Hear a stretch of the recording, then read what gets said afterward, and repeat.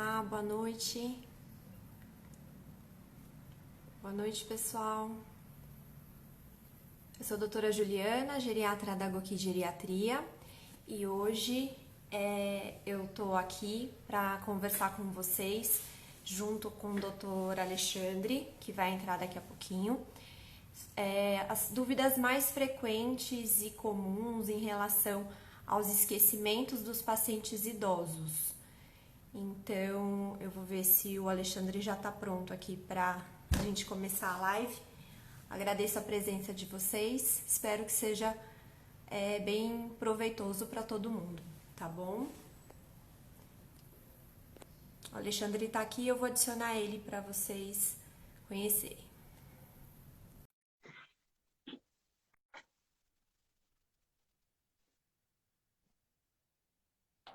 Pronto. Oi, oi. Tudo bem? Tudo ótimo. Boa noite. Boa noite. Deixa eu aumentar o som aqui para eu te ouvir melhor. Não, Pronto, sem problema, tá bom? tá ótimo. Ótimo, perfeito. Pessoal, esse é o Alexandre Bossoni, neurologista, médico formado pela PUC Campinas, fez a residência de neurologia dele no Hospital das Clínicas, da Faculdade de Medicina da USP. Trabalha no Hospital Sírio-Libanês, a gente é colega lá, né, Ale? Isso. Trabalha também em Santa Paula, faz Uhum, consultório também, e além de tudo, exatamente. para a Justiça Federal. Trabalha. Exatamente. Exatamente, bastante. Então, e eu convidei o Ale por ser uma pessoa muito querida e muito competente para Obrigado. conversar aqui com a gente sobre as queixas de esquecimento nos idosos. A gente sabe, né, Ale, que tanto para o geriatra quanto para o neurologista acaba sendo uma das principais queixas de consultório, de ambulatório é uma preocupação grande de todas as pessoas, dos idosos, mas também cada vez mais frequente dos pacientes jovens, né? Ficarem mais preocupados em relação a esquecimentos, queixas de memória, declínio cognitivo. Existe um receio muito grande das pessoas de estarem desenvolvendo Alzheimer e querem saber se realmente isso é um Alzheimer ou se não é, se pode ser, se pode evitar. Então, eu acho que nada melhor do que eu conversar com um grande neurologista, uma pessoa capacitada que possa esclarecer as Ah, dúvidas que as pessoas têm. Só para te situar, há 2 semanas atrás, nós fizemos uma live, na verdade, a doutora Sumika fez uma live com a neuropsicóloga, a doutora Carmen. E foi uma live para explicar exercícios práticos para a memória dos idosos. Então, isso foi conversado e essa live está disponível para quem quiser assistir, está na página da clínica. E a ideia hoje seria a gente conversar um pouco mais sobre os sinais, os indícios, as dúvidas que as pessoas têm, o que deve ser preocupante e ser levado em frente numa investigação, o que deve ser esclarecido quanto a uma possível tranquilidade maior e que a pessoa pode ficar mais sossegada, que não é um problema de demência em si, os diagnósticos diferenciais, a gente sabe que existem vários transtornos de humor também sim. que podem estimular. Então, eu queria que você falasse pra gente a sua opinião, o seu ponto de vista, e o que todo mundo quer saber, né? Se o esquecimento é normal com a idade, sim ou não. Vamos lá. Acho que a primeira coisa que a gente tem que esclarecer é que o esquecimento, o fato de você esquecer informações, faz parte do ser humano e faz parte do funcionamento normal da memória. Todo mundo ao longo da vida já esqueceu um compromisso, já esqueceu de pagar uma conta, já esqueceu alguma coisa e não é por isso que você tem Alzheimer, que você tem uma doença, tá?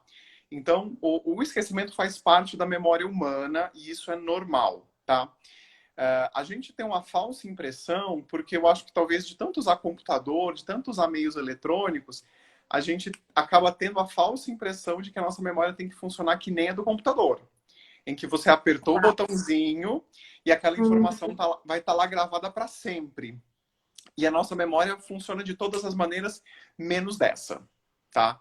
Então, memorização, aprendizado, não tem nada a ver com salvar uma informação numa caixinha e depois acessá-la, tá? Uhum. A grande questão da gente saber ou não se alguém está com Alzheimer, se o esquecimento é grave ou não é grave, está baseado na incapacidade, na mudança. Porque, por exemplo, Exato. eu, pessoalmente, sou uma pessoa esquecida. Eu, como neurologista, eu sou muito Que esquecido. bom, eu também sou uma pessoa esquecida. Eu sou muito esquecido. Se eu não anotar, se eu não escrever, se eu não fizer tabelas, eu me perco nas contas, eu me perco no meu dia a dia. Enfim, eu sou esquecido. Por que eu sou esquecido? Porque eu sou basicamente uma pessoa levemente distraída, que frequentemente fico perdido nos meus pensamentos, meio no mundo da lua. E aí eu não presto muita atenção nas coisas do dia a dia, e essas coisas prosaicas eu acabo esquecendo, acabo deixando de lado. Mas, apesar disso, eu consigo manter minha funcionalidade. Eu Sim. consigo trabalhar, eu consigo me relacionar com a minha família, eu consigo dar conta dos meus compromissos profissionais, eu consigo dar conta dos meus compromissos sociais, eu consigo ter capacidade de aprendizado. E esses esquecimentos, por mais que eles aconteçam, não impedem o meu dia a dia como ser humano. Perfeito. Essa é o grande norte para a gente começar a prestar atenção nos nossos comportamentos e nos nossos esquecimentos. Não que, se eu tenho um esquecimento que está atrapalhando no meu dia a dia, obrigatoriamente seja uma demência, seja o Alzheimer, que é uma palavra que assusta muita gente. Mas é um sinal de que eu preciso procurar ajuda, de que eu preciso analisar o que está acontecendo. Pode ser depressão, pode ser ansiedade, pode ser burnout do trabalho, pode ser Alzheimer, pode ser até o seu hipotiroidismo aí se manifestando, mas quando a sua funcionalidade está ruim, a gente precisa investigar, e é isso que o neurologista basicamente faz na consulta neurológica, na avaliação cognitiva. Perfeito. Então, é sempre necessário, assim, buscar ajuda quando isso está te atrapalhando, quando isso deixa de ser algo corriqueiro, um problema que foi seu problema, mas que não gerou outros transtornos. Quando isso começa a gerar transtornos no ambiente social, né? Exatamente. Aí já é um sinal de alerta, realmente. A Vanira, pode falar. Não, nesse ponto a gente só tem que tomar um leve cuidado, principalmente no idoso, tá? Porque muitas vezes a gente encontra famílias, eu e você com certeza já teve isso, em que lentamente o idoso vai deixando de fazer coisas, deixando de fazer compras no mercado, deixando de usar o telefone, deixando de usar o controle remoto, deixando de usar o caixa eletrônico, e a gente vai atribuindo isso à senilidade. Ah, não, ele tá velhinho, tadinho, ele tá cansado. Não. Isso não. A gente não espera que o idoso deixe de fazer coisas no sentido cognitivo só porque ele está envelhecendo. Tá? Você pode envelhecer o quanto você quiser, mas a gente espera que você continue conseguindo cozinhar, conseguindo fazer compras, conseguindo usar o caixa eletrônico, a não ser que tenha um motivo, por exemplo, ortopédico óbvio que te impeça disso. Tá? Sim, só esse ponto importante na questão das pessoas mais idosas. Perfeito. Isso a gente bate bastante nessa tecla também, Exatamente. né? Sempre na saber o que é limitação física, né? Exatamente. O que é limitação da família, porque a família está com receio e não deixa a pessoa fazer. E o que é dificuldade da pessoa, por exemplo, dificuldade de lidar com um controle remoto que sempre usou, um telefone que sempre usou, fazer o café que sempre fez. Exatamente. Então, realmente é um diferencial, né? Entre o que é preocupante e o que é não preocupante. A Zanira, que está assistindo a live, ela fez uma pergunta ali. Ela perguntou se existe Alzheimer precoce. Você pode explicar para a gente? Existe Alzheimer precoce, tá? Precoce aí nos seus 30, 35 anos até. Graças a Deus e muito felizmente, esses casos são extremamente raros, tá? E muito pouco frequentes no mundo. São associados principalmente a algumas mutações genéticas específicas, que não vem ao caso agora, mas eles são a raríssima minoria dos casos de, digamos, desempenho cognitivo ruim no adulto jovem, tá? Existe, mas é muito, muito raro. Tá. E teria uma história familiar, né? Várias pessoas da mesma família com história de Alzheimer precoce, então tem uma história familiar mais pesada. Perfeito. A gente tinha recebido algumas perguntas antes também, na caixinha de perguntas dos stories que eu coloquei durante a semana. E uma pergunta bem interessante foi da Marisa, que é terapeuta ocupacional aqui da clínica. Uhum. E ela gostaria de saber se existe um declínio cognitivo, se existe essa perda de memória associada à menopausa. O que, Bom, que você... primeira coisa, dando um passo para trás. Hormônio, especialmente hormônio sexual, no caso, que é da menopausa, estrogênio, progesterona, eles têm ação no cérebro? Sim, né? Os hormônios têm ação no cérebro. Estrogênio, progesterona, testosterona, eles causam mudanças no funcionamento. Isso explica, por exemplo, a TPM, que são as alterações hormonais gerando alterações do funcionamento cerebral e se manifestando por questões aí de irritabilidade, choro imotivado, etc. O pessoal de academia, se começa a usar testosterona, por exemplo, tem uma tendência de ficar mais agressivo, mais irritado. É uma alteração, é uma consequência no hormônio do cérebro. Quando a gente vai estudar isso, parece sim que depois da menopausa existe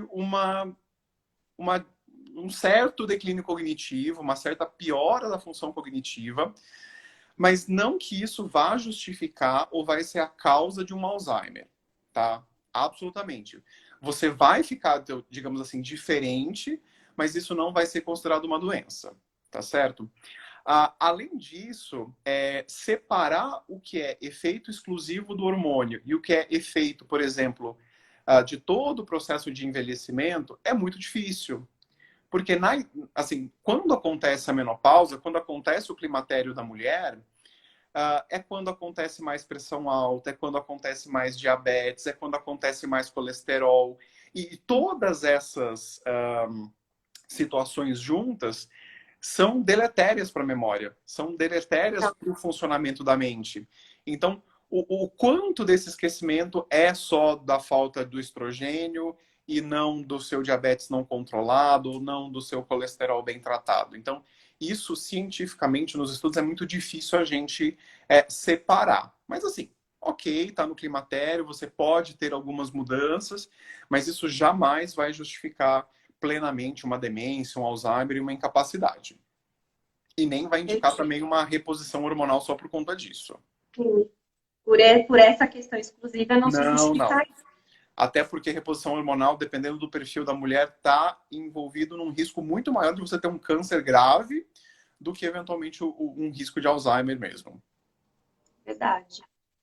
E aproveitando que você falou da parte hormonal e da influência que isso tem no humor e nas emoções, eu queria passar para um lado também que a gente chama de diagnóstico diferencial. Tudo aquilo que a gente investiga pensando que é uma doença, a gente tem que pensar em outras possibilidades. E se não for um Alzheimer, isso pode ser uma outra coisa. O que pode ser?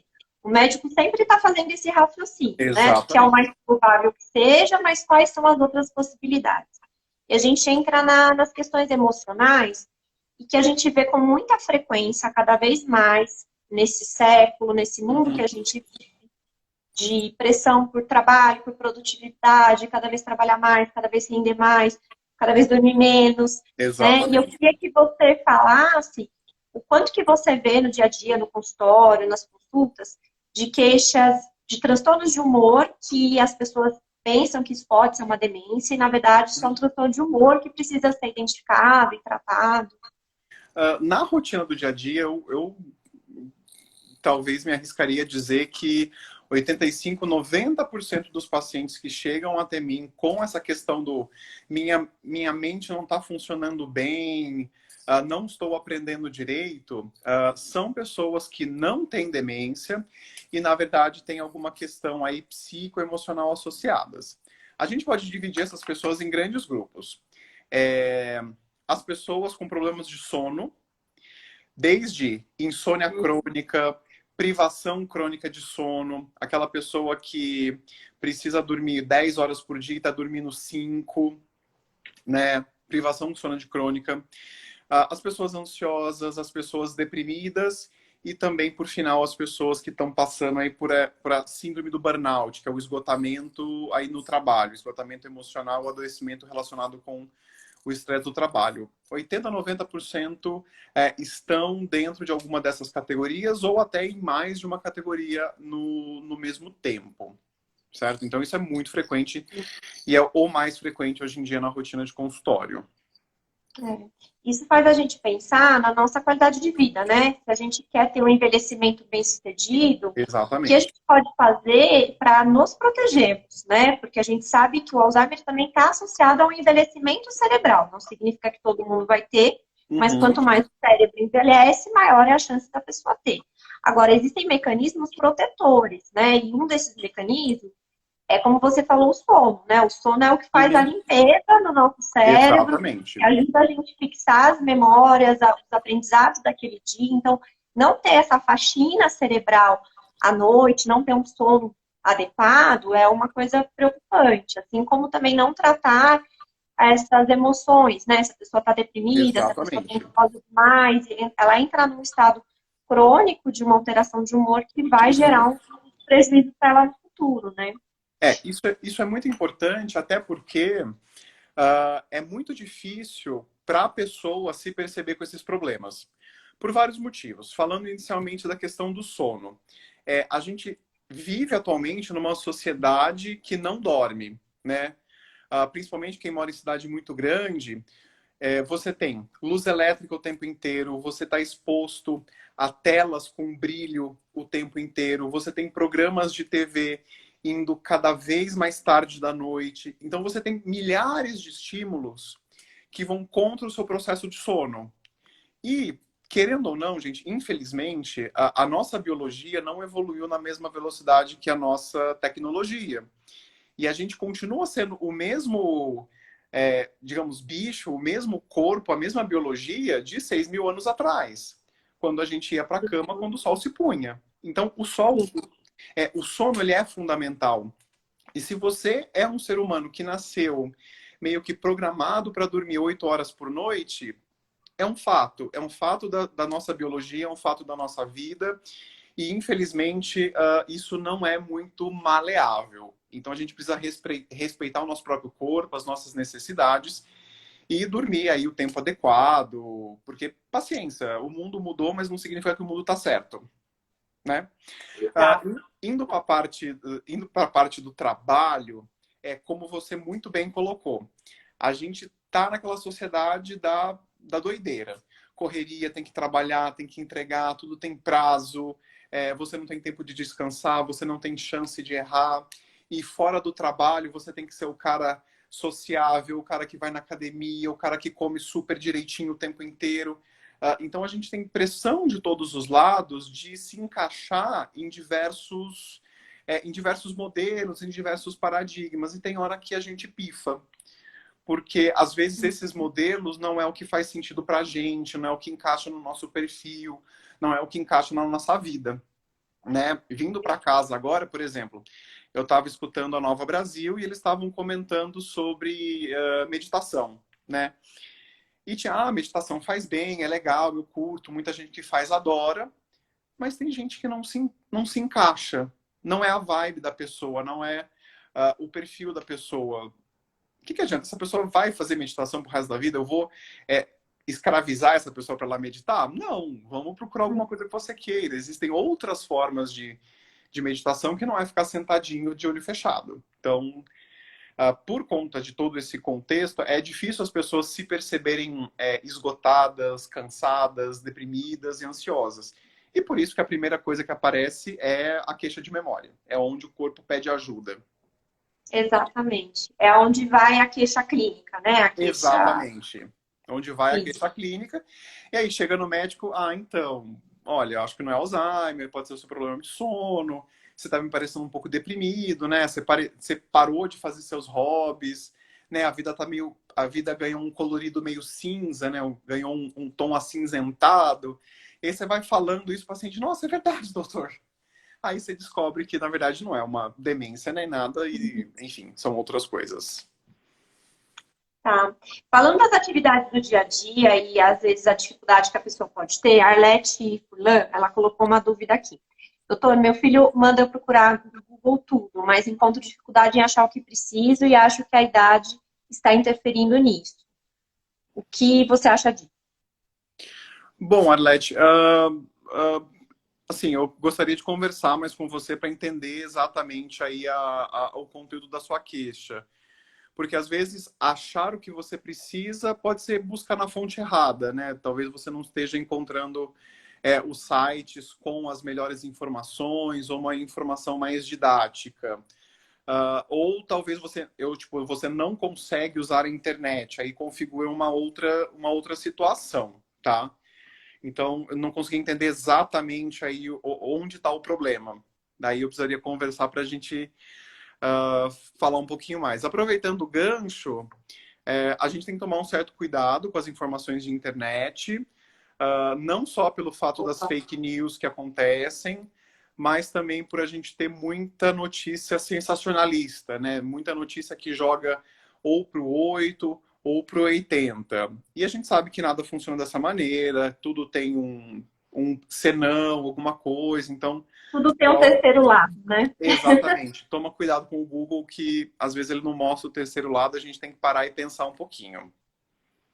Perfeito. E a Zanira, acho que fez uma outra pergunta aqui, ela queria saber se existe diferença nos estágios de Alzheimer, que como a gente classifica, como que você poderia explicar isso? Basicamente, Zanira, a gente vai classificar o Alzheimer como leve, moderado e grave, tá certo? Assim, grosseiramente. E isso a gente faz baseado na gravidade dos sintomas, o quanto esses sintomas vão impactar na funcionalidade da pessoa, tá certo? Então, o Alzheimer leve seria aquele esquecimento pequeno, sem grande impacto no dia a dia, as pessoas estão um pouco na dúvida se é Alzheimer ou não. O moderado já está um pouquinho mais grave, a pessoa já tem limitações, já precisa aí de um certo cuidado. E a fase grave é quando você precisa já de supervisão de outras pessoas, cuidado contínuo, e você vai perdendo funções mais básicas, como troca de roupa, higiene íntima, capacidade de tomar banho, etc. Infelizmente, atualmente, os nossos pacientes passam a maior parte da vida na fase moderada e na fase grave, certo? Então, isso infelizmente acontece.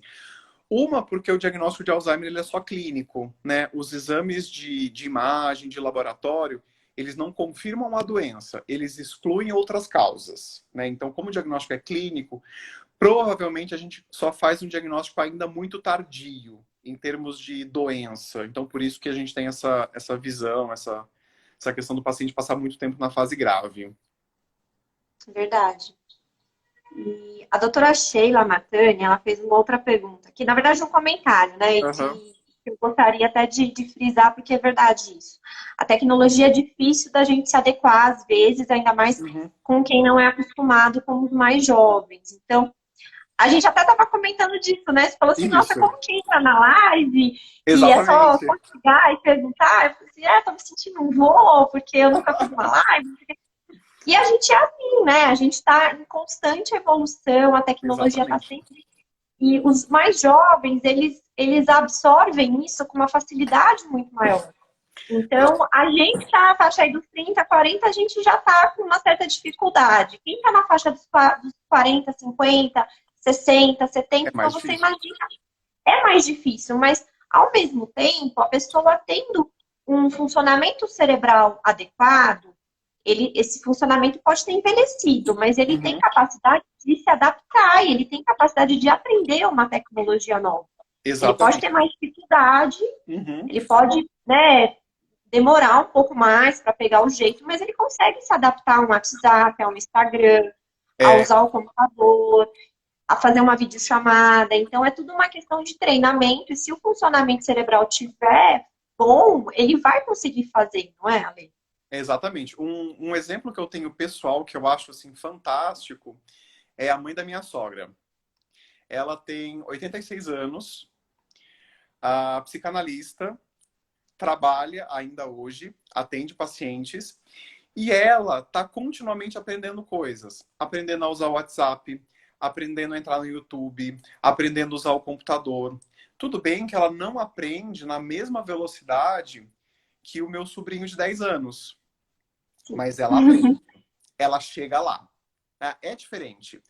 É diferente porque é diferente para todo mundo, né? Quando a gente é bebê, a gente aprende a falar a nossa língua em 2, 3 anos. E você está falando plenamente com o domínio daquela língua. Quando a gente é mais velho, você demora 5, 10 anos para ganhar o domínio de uma outra língua. Então, isso, o cérebro vai envelhecendo, ele vai aprendendo de formas diferentes, mas ele continua aprendendo, né? Então, é difícil a tecnologia? Muda muito rápido? Muda muito rápido, mas a pessoa continua chegando lá. Verdade. Então não desistam, não se Não, desanimem, né? Não se acomodem, que sempre dá para aprender alguma coisa nova, né? exatamente, com toda certeza, isso é muito positivo e muito saudável. Verdade. Eu fixei uma outra questão aqui que colocaram, a Leti colocou, Isso. medicações com benzodiazepínicos. Eu não sei o que veio antes, mas eu acho que seria interessante a gente falar um pouco disso, dos efeitos Uhum. colaterais, o que você acha de benzodiazepínico, É, paciente idoso. bom, assim, pessoalmente, eu como neurologista, e talvez você como geriatra, você deva ter uma certa alergia, ou Com assim, certeza. aquela coisa de usar benzodiazepínico. Bom, vamos lá. Benzodiazepínico é ruim? Não. É uma medicação ótima, incrível, maravilhosa, trata transtornos de ansiedade aguda de uma maneira muito boa, né? Então, pacientes com ansiedade aguda muito grande, com fobia muito grande aguda, é muito legal o benzodiazepínico, tá? O problema é aquela coisa do uso crônico, do uso por anos e anos e anos e anos. Isso não é bom. Primeira coisa, aumenta o risco de queda. Então, pessoas em uso de benzodiazepínico caem mais que pessoas que não usam benzodiazepínicos. E queda no idoso é um assunto muito importante e muito perigoso. Porque uma vez que você cai e quebra o seu fêmur, você pode não voltar a andar. Então, esse é o grande medo que tem na cabeça do médico quando fica implicando com o seu benzodiazepínico para dormir à noite, tá? Segundo, benzodiazepínico atrapalha o funcionamento de mente, atrapalha o funcionamento de memória? Sim. Né? Ao longo do tempo, cronicamente, a gente percebe que as pessoas não vão funcionando da mesma maneira e vão tendo alguns prejuízos. Esses prejuízos tendem a desaparecer quando você consegue tirar o remédio. O problema é você conseguir tirar o remédio. Porque o vício, tanto físico quanto psicológico, associado ao uso de benzodiazepínico, é dificílimo de tratar. Né? A minha prática de consultório, para você conseguir, digamos assim, tirar um benzodiazepínico de um paciente, você demora 6 meses, 1 ano, tirando dose bem devagar e com muito reforço positivo, né? Lá segura na mão do paciente e vai junto, para você conseguir tirar o benzodiazepínico. Porque tem aquela relação tanto física do que o remédio me faz bem, o remédio me relaxa, o remédio faz eu dormir, quanto aquela relação de amor, né? Tipo, eu amo esse remédio porque ele me faz muito bem. Então você tem que tratar essas Existe duas uma, coisas. existe uma relação psicológica tão forte com esses Sim, remédios, que a gente está sim. falando que é o diazepam, lorazepam, bromazepam, todos esses, Rivotril. né, para quem os diazepínicos são esses. E Uhum. existe essa relação tão forte que os pacientes que já usam há muitos anos, principalmente os idosos, né, Sim, eles começam a passar mal quando o remédio tá para acabar. Então, assim, o remédio exatamente. nem acabou e a pessoa já está nervosa de talvez não conseguir a próxima receita. A pessoa já chega na É. consulta ansiosa Uhum. e ainda tem remédio por uma semana, mas a pessoa já está tensa. Então, Exatamente. essa dependência psicológica do remédio também é muito complicada, né? Além de todos Exatamente. os efeitos que você falou. Que é dificílimo mesmo. Esse medo antecipatório de que o negócio vai acabar e eu não vou ter mais, sinal. Se você está sentindo isso, coleguinha, vamos trabalhar essa dependência de benzodiazepínico, por favor. Verdade. Ale, eu fixei uma outra pergunta aqui, é da Hum. Selma. A Selma é minha mãe, tá? Ela tá lá em Oi, Selma. Pindamonhangaba e ela quer saber se existe algum avanço nos estudos da busca para a cura do Alzheimer. A minha Tem. avó, a mãe dela tem Alzheimer, a minha outra avó também tinha, faleceu ano Aham. passado. Então, é uma coisa bem, uma dúvida bem frequente na família. E aí eu gostaria que você falasse para a gente o que você tem aí de último highlights. Temos sim. Infelizmente, provavelmente a gente não vai ter nada que possa ajudar aí a sua avó, né? A gente não vai conseguir ajudá-la porque ela já está numa fase mais tardia. Mas basicamente a gente tem duas grandes coisas que aconteceram ultimamente que parecem ser promissoras. No início do mês passado saiu um trabalho falando sobre testes no sangue que poderiam predizer quem vai ter Alzheimer no futuro ou não, tá? É um estudo ainda inicial, precisa ser replicado em outras populações, com uma genética diferente, para ver se realmente isso dá certo ou não. Mas isso é muito importante porque, a partir do momento que eu sei quem tem muito risco de ter Alzheimer no futuro, eu posso tentar desenvolver estratégias de remédio, de coisas, e ver se lá na frente eu realmente consegui evitar um caso de Alzheimer ou não. Então parece bobagem, mas isso realmente é muito, muito importante em termos médicos para gerar ciência, tá? Uma segunda parte, teve até uma medicação, eu não consigo lembrar o nome exato dela, que foi um anticorpo que foi aprovado recentemente lá nos Estados Unidos, que parece retardar a progressão, tá? Mas é tudo ainda muito parece retardar, parece ajudar. Mas é uma coisa que deu um resultado minimamente positivo, que até o momento a gente não tinha, assim, nada tinha dado positivo. Tudo tinha falhado logo de cara. Esse chegou um pouquinho além. Então, talvez a gente esteja indo num caminho um pouco mais certo, mas assim, 10, 15 anos de estudo, talvez. Eu acho interessante esse marcador do sangue, de conseguir identificar na fase precoce, porque mesmo que a gente não tenha ainda a medicação que cure, que resolva, a gente consegue bolar estratégias que protejam o cérebro da parte vascular, né? De não sofrer mais injúria vascular, que é o arroz com feijão que a gente sempre fala, que é controlar a pressão, controlar o diabetes, controlar o colesterol, não fumar, fazer atividade física. Todo esse arroz com feijão muito bem feito, se você souber que você tem um risco de ter um problema no futuro e você se cuidar, você pode sim ter uma reserva cognitiva, fazer uma reabilitação a ponto de não sofrer com um declínio cognitivo tão forte, né? Tão acentuado. Consegue esticar isso um pouquinho? Consegue? Isso que você falou, Ju, é, digamos assim, o frisson da neurologia cognitiva dos últimos anos, tá? Porque tem alguns cálculos que estimam que 40% das demências seriam evitáveis. Então, se você controla o seu diabetes, se você tem uma alimentação mais regular, se você não fuma, se você trata o seu colesterol, se você não se isola socialmente e está sempre conhecendo pessoas, se você é uma pessoa que estuda, que lê, que vai em frente, você conseguiria reduzir 40% dos casos de demência. E isso é muita gente. Isso é muita gente. A questão é que é uma coisa que assim, é uma vida, é um estilo de vida que você precisa assumir para você para garantir uma velhice saudável, tá? Isso vai evitar 100% que você tenha Alzheimer? Não. Mas em vez de você começar os sintomas com 60, que eles comecem com 70, que eles comecem com 70 e poucos, ou seja, você ganha muitos anos de vida saudável e vida com qualidade. E você reduz aquele tempo de vida com doença, de vida dependente, de vida com supervisão de outras pessoas. Então, é nesse sentido que a gente precisa falar para as pessoas. E dentro disso, a atividade física é um ponto muito importante, porque a gente já sabe que a atividade física melhora o funcionamento do cérebro em pessoas saudáveis e em pessoas com demência, tá? Então, a pessoa que tem demência e pratica atividade física tem um melhor perfil de doença do que a pessoa que é sedentária. Então, isso é muito legal.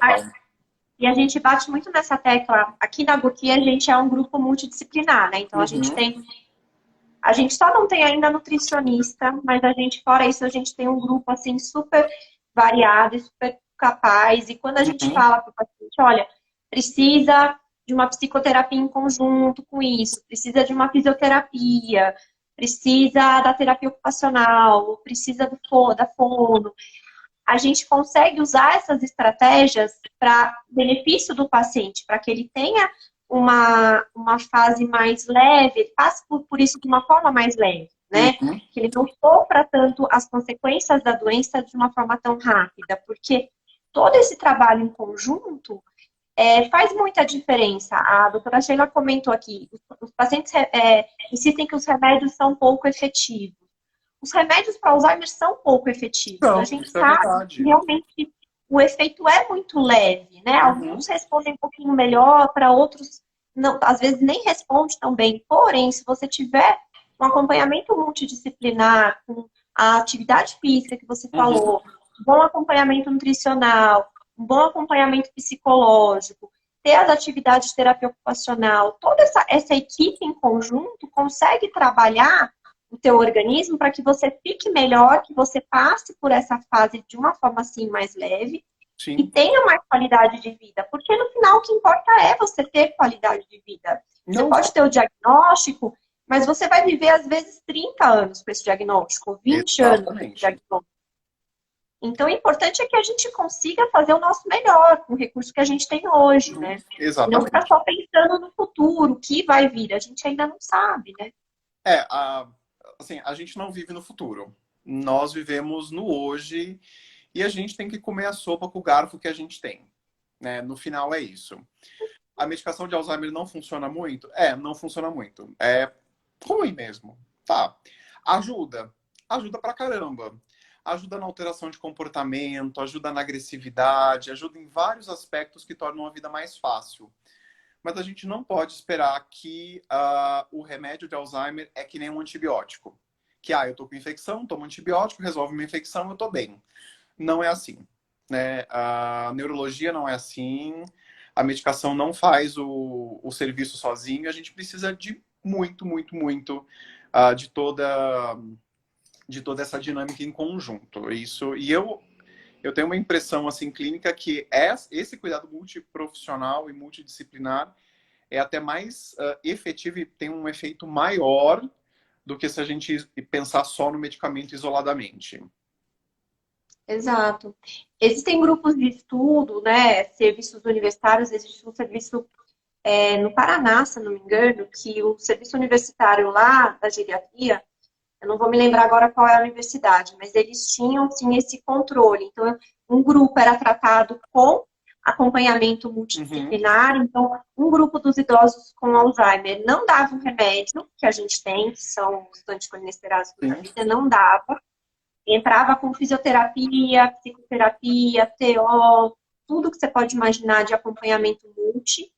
E o outro grupo usava o anticolinesterásico, que são esses remédios, né, Uhum. que a gente tem, a donepezila, a galantamina, a e tudo, e fazia também o acompanhamento multi, o outro usava só o remédio. E o que foi visto é que quem não fazia o uso do remédio, mas fazia o acompanhamento multi, tinha um desempenho muitas vezes melhor do que aquele que estava só tomando o remédio Mas é e isso não mesmo. estava fazendo as outras coisas, né? Uhum. Então é muito interessante como isso faz diferença. E se a gente tem esse recurso, a gente tem que conseguir saber usar, né, de uma forma legal para É, beneficiar a pessoa.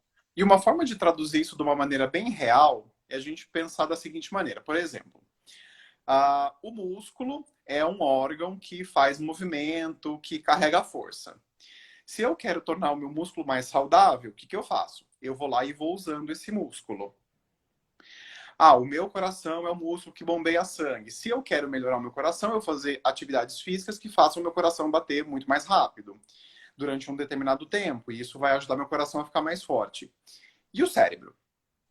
O cérebro é um órgão que se relaciona com o meio ambiente, que se relaciona com outros cérebros, com outras pessoas. É um cérebro que memoriza, que imagina, que cria. Então, se eu quero que ele funcione melhor, eu preciso fazer tudo isso. né? Eu preciso fazer tudo isso para que ele funcione cada vez melhor. Talvez isso seja uma analogia interessante para tornar mais real o quanto tudo isso tem impacto positivo na nossa qualidade de vida e no nosso funcionamento. Com certeza.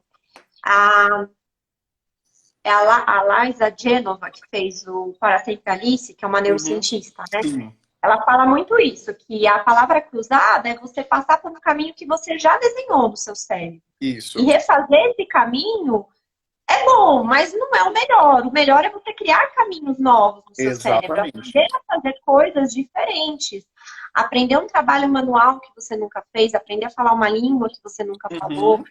Dentro do que cada pessoa tem de desejo, ela pode desenvolver, além do prazer de estar fazendo aquela atividade que ela já gostaria de aprender a fazer, ela vai estar desenvolvendo circuitos no cérebro para Exatamente. fortalecer esse cérebro, né? Para deixar ele mais forte. Exatamente. É se desafiar, sempre tentar quebrar um pouco a sua rotina, quebrar o seu piloto automático, né? Então é isso que é sempre legal, se desafiar a cada momento. Exato.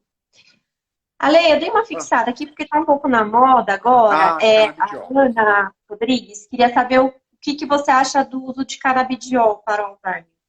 Bom, Ana, a primeira coisa, o canabidiol, ele já é uma medicação relativamente melhor conhecida e mais estabelecida em neurologia para espasticidade em pacientes com esclerose múltipla, que é um tipo de sequela, tá? Bastante estabelecido no controle de epilepsias refratárias, então aquele paciente que tem uma epilepsia grave, usa vários remédios e mesmo assim tem convulsionado muito. Você obtém um melhor controle da epilepsia, não que, por exemplo, você vai reverter o retardo de desenvolvimento que a pessoa já tem, mas você melhora bastante o controle das crises. E nos pacientes com Parkinson, a gente viu que melhora a qualidade de vida. Né? Não melhora exatamente como a pessoa se mexe, a parte motora, mas melhora a experiência de vida num conjunto, tá certo? O canabidiol ainda é uma medicação relativamente nova. E por toda a questão aí associada com a origem da substância, que é da maconha, que tem toda essa questão, os estudos ainda não são tão grandes. Eu, particularmente, não tenho muita experiência em usar canabidiol em pacientes com Alzheimer. No Brasil ainda é um custo elevado, o tratamento mensal está passando aí de 500, R$ 1.000 por mês, então é difícil. Então, antes de chegar no canabidiol, a gente acaba usando vários outros recursos que são mais acessíveis e que podem ser mantidos por um tempo prolongado, tá? Então, realmente minha experiência é pequena. Eu acho que no futuro, provavelmente, a gente vai selecionar alguns pacientes para usar canabidiol, mas acho que não é uma perspectiva tão próxima ainda. É um terreno muito incerto ainda, Ainda é né? muito incerto. É muito difícil. Aqui já é difícil conseguir a droga, mas mesmo fora onde se consegue um pouco mais Aham. fácil, a gente não tem estudos tão estruturados para mostrar um benefício. Exatamente. E eu acho que às vezes muita gente se vale do marketing em cima da substância para vender um serviço. Use canabidiol e resolva a sua vida. Não é exatamente assim. Eu acho que ainda é inseguro. Acho que no futuro pode ter um papel, mas a gente não chegou lá ainda. A gente precisa ter mais ciência em cima disso. Bacana. Ale, a Marisa, ela tá com uma dúvida aqui em relação a um outro tipo de demência, que não é Uhum. doença de Alzheimer, que é a demência frontotemporal. Ela quer saber, Isso. assim, é muito difícil tratar os sintomas, usa antidepressivo, responde bem com antidepressivo, como que é? Bom, a demência frontotemporal, o nome de fala, ela afeta bastante os lobos frontais, que é justamente a parte do cérebro relacionada com o nosso comportamento, tá? Então, geralmente, os pacientes com demência frontotemporal acabam tendo muito problema de comportamento. Aquele paciente desinibido, que sai pelado, que fica se exibindo, exibe órgão genital, ou fica agressivo, ou não consegue controlar impulso. Enfim, ele tem uma gama de sintomas comportamentais que são bem desconfortáveis para a família, porque causam um desconforto social muito grande. São sintomas um pouco mais difíceis de tratar, dão mais trabalho, precisam de doses mais altas de medicação, mas é possível o tratamento. Acho que com medicações aí um pouco mais recentes, a gente tem conseguido controles melhores, mas é uma doença realmente um pouco mais trabalhosa. Ela é, assim, você precisa de um acompanhamento médico mais de perto, né? Às vezes o paciente com Alzheimer, você pede para ele voltar daqui 3, 4, até 5 meses, dependendo da situação. Um paciente com DFT, a gente sempre fica seguindo todo mês, a cada 2 meses, e tendo sempre um contato aí mais próximo com a família, porque realmente as coisas mudam, dão trabalho. Mas é possível tratar assim, não tiro, não desanimo você, é só dar mais trabalho. Perfeito. Ale, no seu dia a dia, no seu trabalho, assim, na Uhum. parte ambulatorial, de Sim. consultório, eu imagino que você deva lidar muito também com o estresse das famílias, né, em Sim. relação aos pacientes que têm um diagnóstico de Alzheimer leve ou moderado, Uhum. ou mesmo avançado. E aí eu queria que você falasse um pouco disso, de como a gente é, faz para tratar também o familiar, para acolhê-lo, e quanto mais o familiar conhecer a doença é importante Uhum. no, no benefício do paciente, no burnout desse familiar, e queria que você falasse um pouco disso. Bom, primeiro eu acho que é fundamental para todo. Acho que primeiro, voltando um pouquinho, sempre quando eu comunico um diagnóstico de suspeita de Alzheimer ou um diagnóstico de Alzheimer, eu já tento sempre introduzir essa conversa de quem vai cuidar, de como vai ser o futuro, de como a família vai se cuidar, né? Da mesma forma como os transtornos psiquiátricos são doenças definidas pelo desconforto que o paciente causa para si, mas também causa para a sociedade, a demência também é uma doença que causa desconforto para si muitas vezes, mas também causa muito desconforto para a sociedade, assim, falando sociedade e família, né? Então é fundamental. Se a gente tem um cuidador estressado, cansado, deprimido, essa pessoa não consegue entregar um cuidado de qualidade. E no final, quem sai perdendo são as duas pessoas, tanto o paciente quanto o cuidador. Porque no dia a dia da casa, no dia a dia da rotina, se você está muito estressado, entra sentimento de raiva, entra sentimento de revolta, você quer descontar no outro a sua raiva por estar naquela situação. Enfim, existe uma série de sentimentos e coisas que podem acontecer. E nisso, as pessoas podem cair no alcoolismo, podem cair na depressão, isso pode eclodir situações de violência contra o idoso. E às vezes, quando eu olho para essa situação, eu falo, gente, eu não tenho nem como, às vezes, culpar o cuidador pela violência que ele cometeu, porque ele estava numa situação insuportável, né? De se ver como cuidador 7 horas, 7 dias por semana, 24 horas por dia, tá? Então, nós precisamos cuidar disso. E se você cuida de alguém com Alzheimer, você automaticamente precisa de cuidado. Ponto final.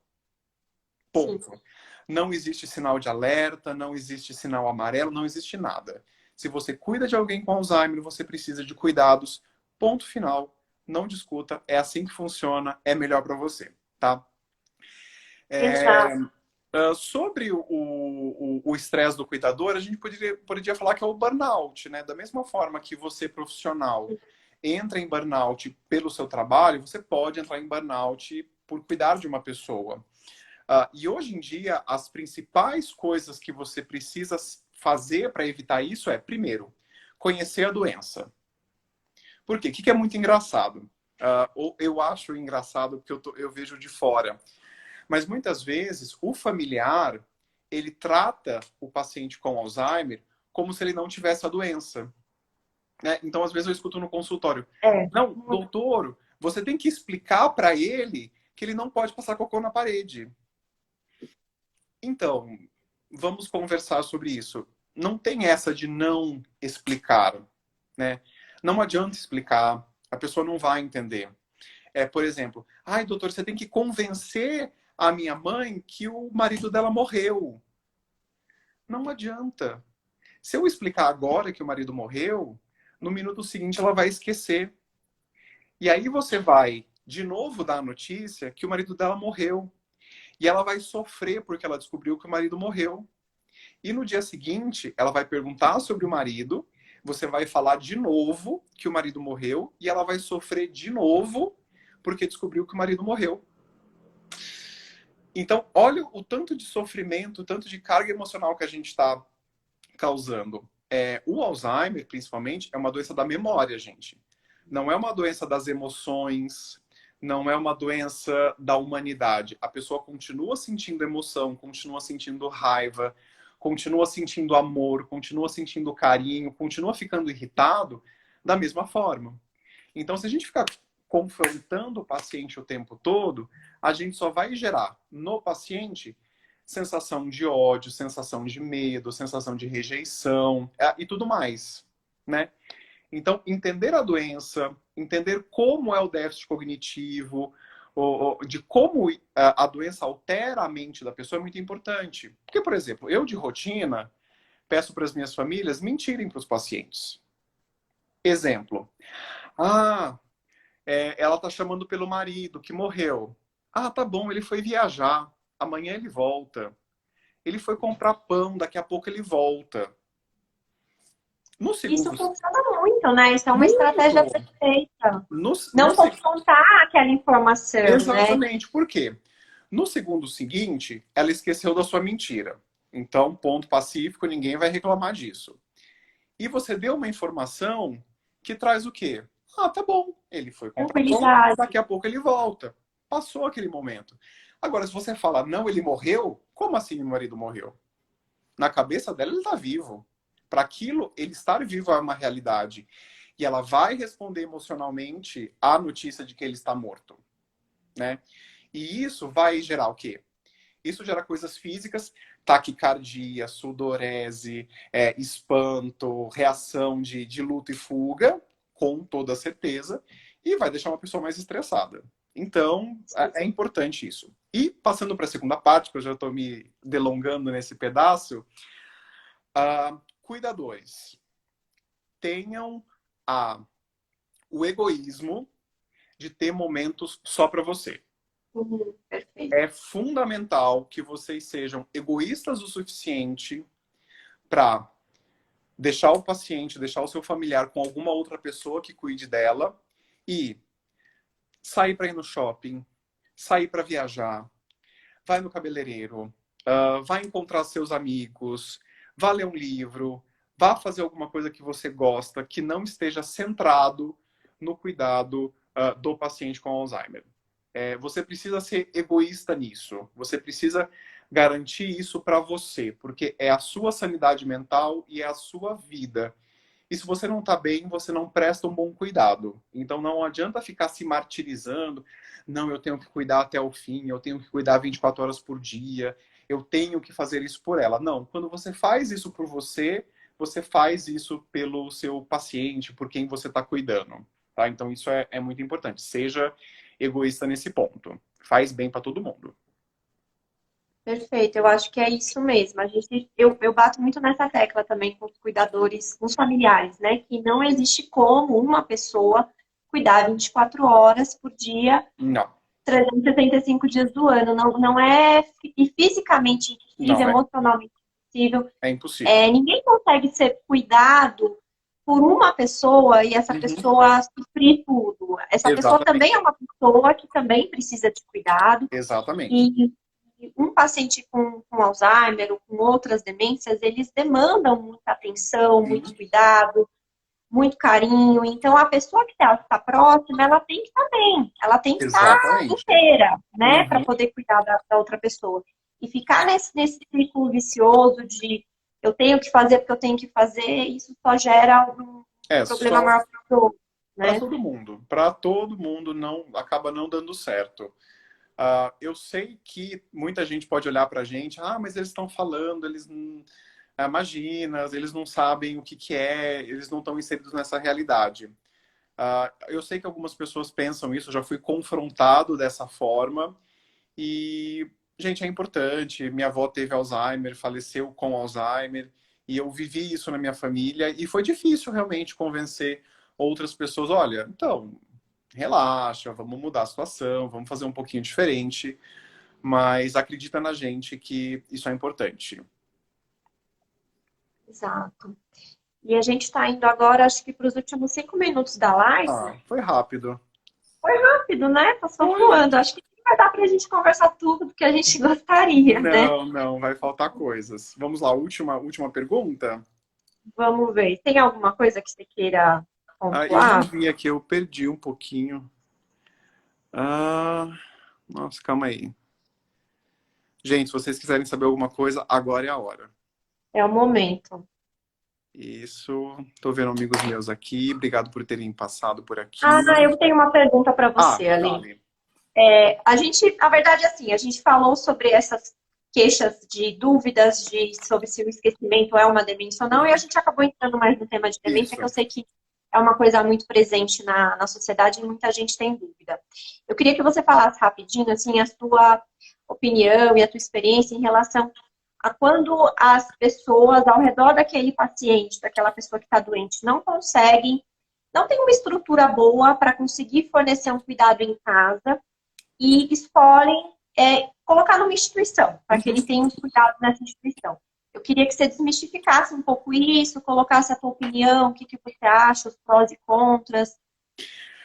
Vamos lá, gente. Primeira coisa, esse perfil de eu tenho que cuidar do meu familiar, essa de você ter que carregar tudo aquilo, me parece muito um perfil latino, dessa cultura latina nossa, de ser muito família, de ser esse povo que toca, que cuida, de ser essa coisa bem mais grudenta, né? Brasileiro é assim, latino é assim, tá?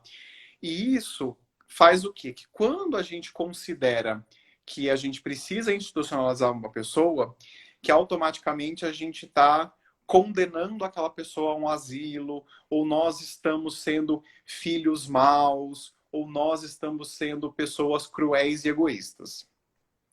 Primeira coisa, a gente precisa tirar essa culpa da nossa cabeça. Primeira coisa de tudo, nós temos que trabalhar as nossas culpas e os nossos preconceitos, certo? Para poder ver essa parte. Qual que é a linha disso?